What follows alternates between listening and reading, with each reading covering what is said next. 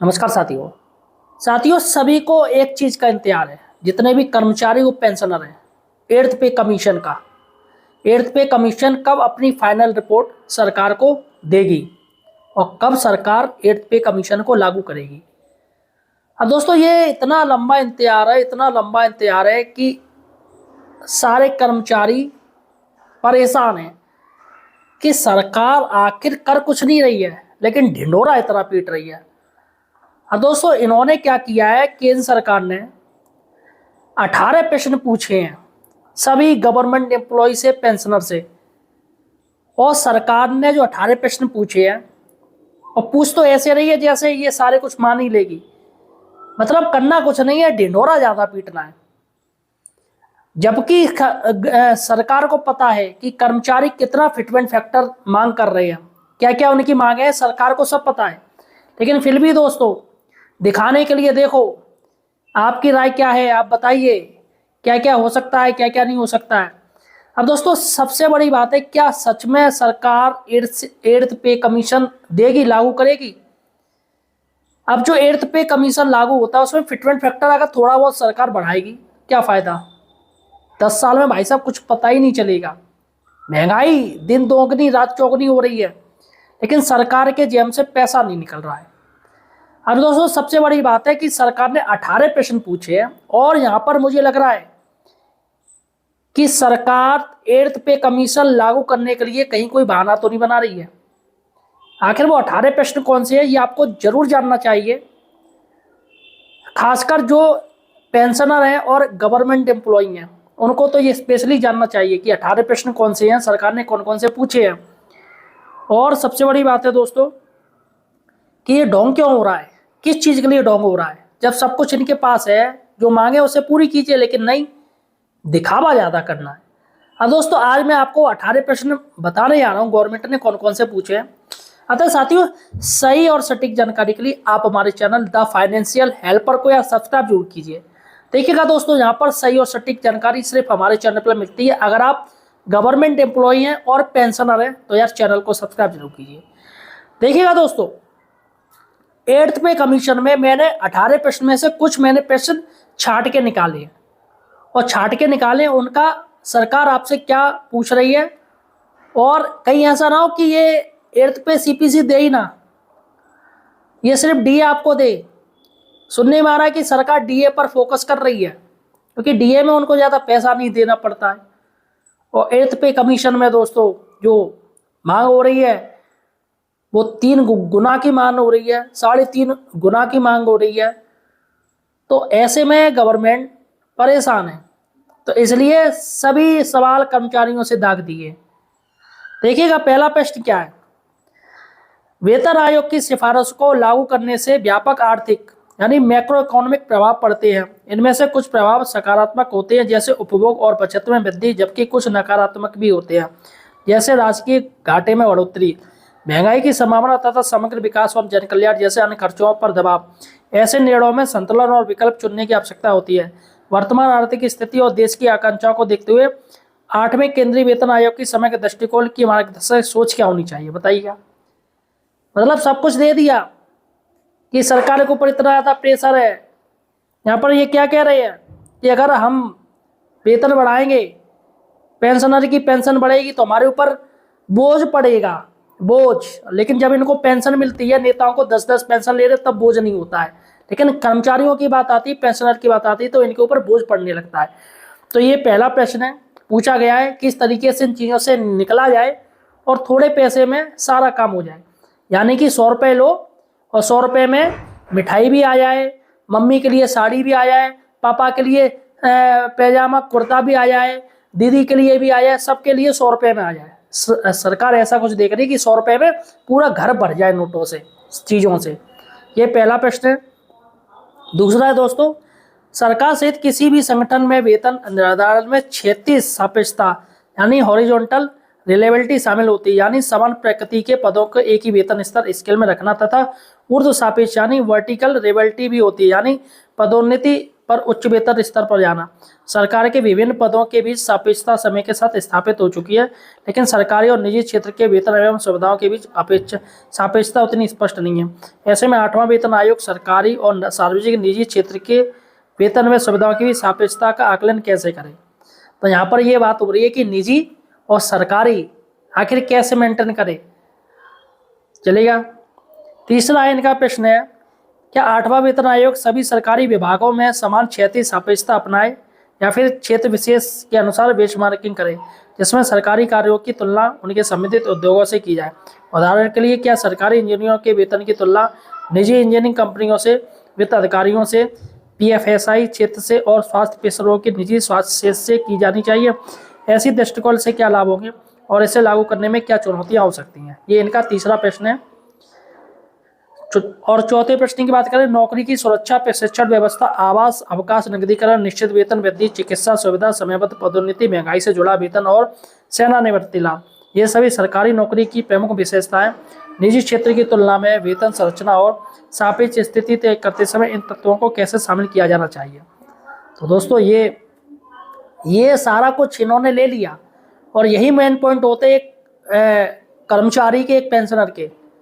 तो सरकार अब इन्हीं में से झोल ढूंढना चाह रही है, किस तरीके से मैं झोल निकालूं और ये पैसा ना देना पड़े, ना पदोन्नति करने पड़े, पदोन्नति करेंगे तो भैया पैसा देना पड़ेगा।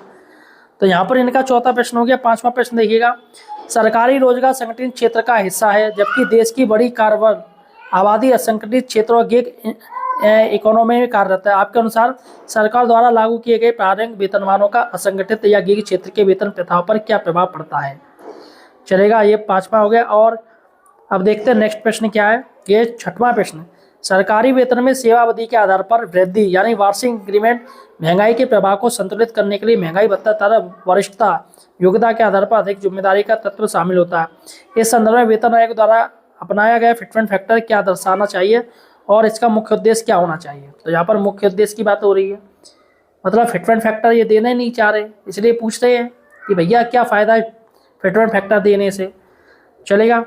7वां प्रश्न देखिएगा, केंद्र सरकार में सचिव का वेतन आमतौर पर वेतन संरचना का सर्वोच्च स्तर होता है, इसे तय करने का सिद्धांत क्या होना चाहिए।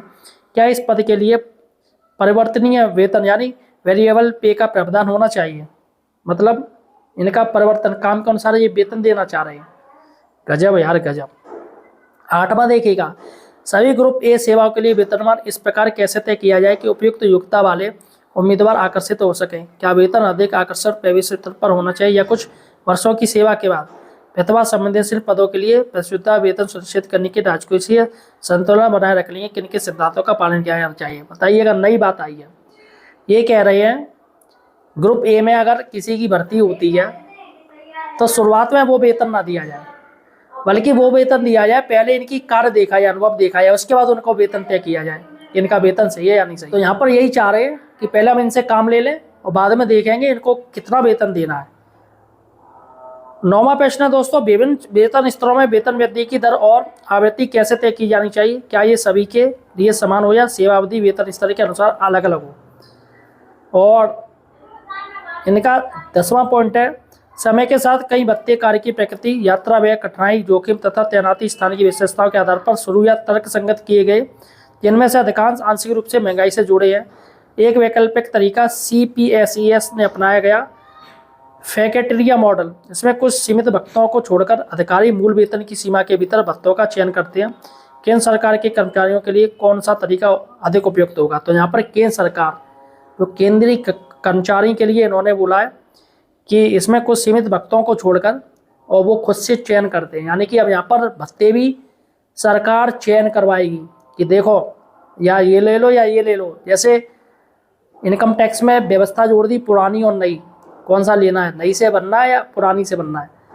चलिएगा 11वां प्रश्न देखिएगा, 7वें वेतन आयोग के अनुसार जनवरी 2014 में लगभग 47 लाख केंद्रीय कर्मचारी शामिल थे, जिनमें CAPF, रेलवे और रक्षा बल शामिल थे, जबकि पेंशन भोगियों की संख्या 52 लाख थी।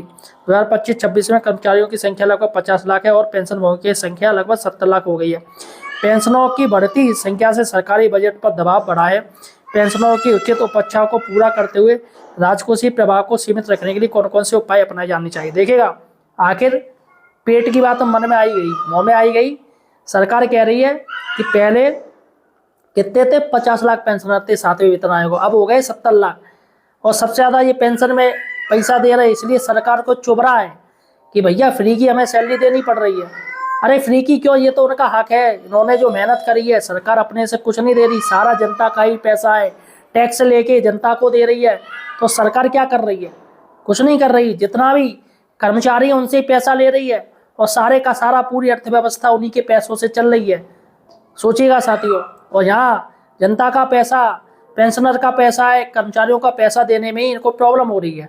देखिएगा नई बात, 12वें प्रश्न देखिएगा। 7वां वेतन आयोग 2014 में गठित हुआ और 1/1/2016 से लागू हुआ।